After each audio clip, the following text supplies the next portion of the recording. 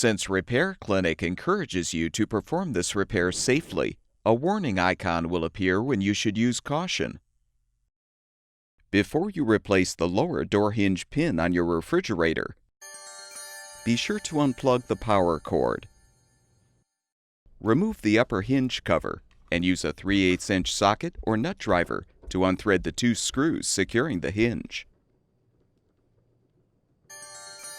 Support the freezer door as you remove the hinge. Lift off the freezer door and set it aside.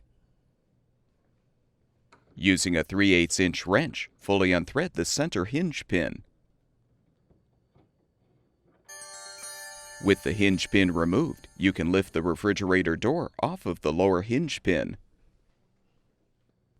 Unthread the old hinge pin from the lower hinge.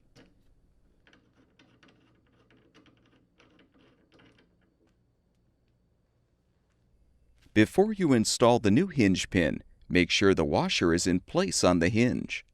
Then thread the new pin into the hinge.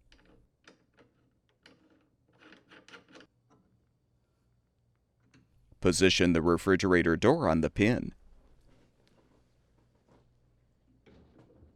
Close the door, then thread and tighten the center hinge pin.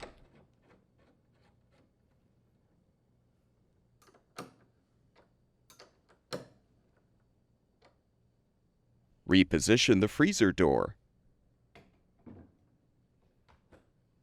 Align the upper hinge and thread the 2 screws.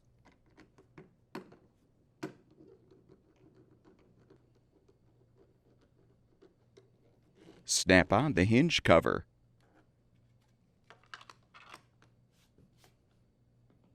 Plug the power cord back in, and your refrigerator should be ready for use.